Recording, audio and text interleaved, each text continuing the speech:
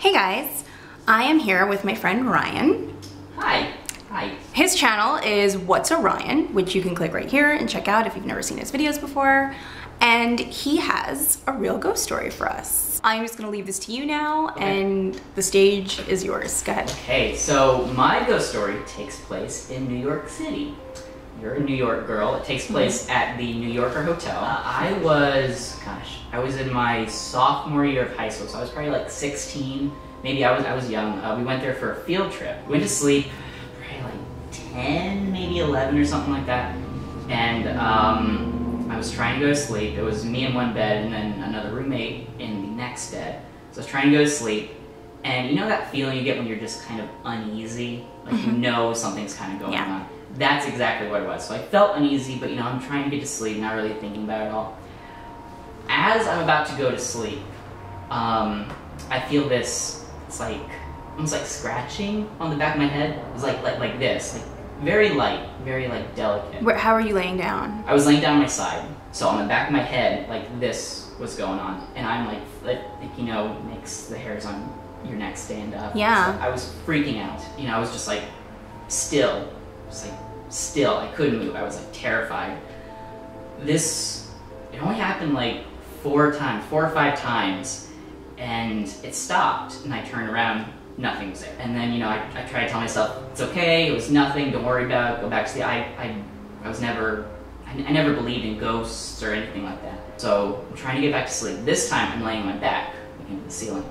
I feel the same thing again on the back of my head.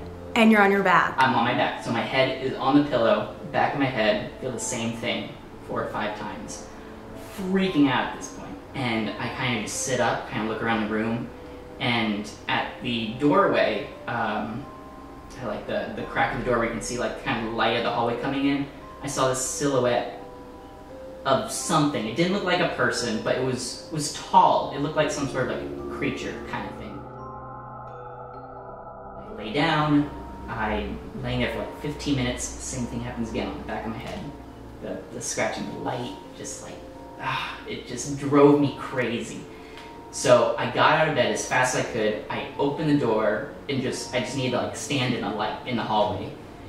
And I propped the door open with the little, you know, lock pad or whatever, I propped it open so I could just kind of have some time to myself, just to kind of be out there and away from whatever I thought was in the room. I start walking, you know, down the hallway, just trying to get my mind off of it. Probably like 30 minutes later, I've cooled down, like, okay, you know, it's nothing, it's fine, it's just your mind playing tricks on you.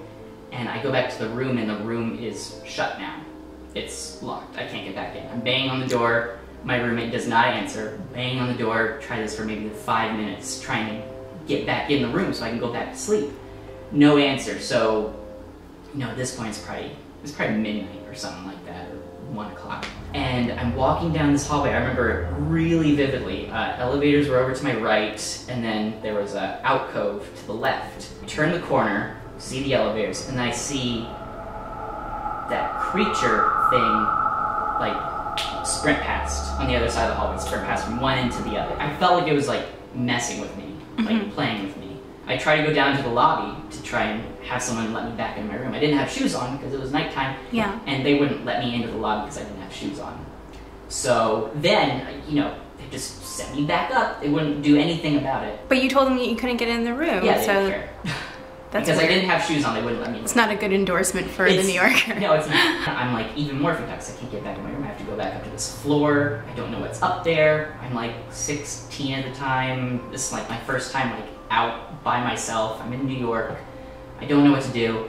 So I just walk back to the room, and the door is wide open. Eventually, I got to sleep just because I was so exhausted. Yeah.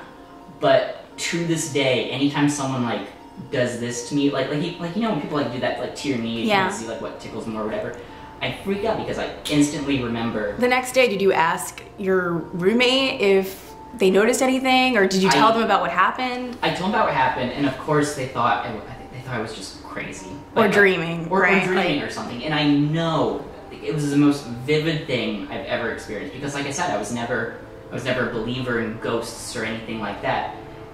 But it was so incredibly real and I just remember it so well. What do you think it was? I have no idea. Like, did you? Because it doesn't sound like a ghost. It doesn't sound like a ghost. It sounds like a demon or something. Exactly. Like something that just wants to mess with you.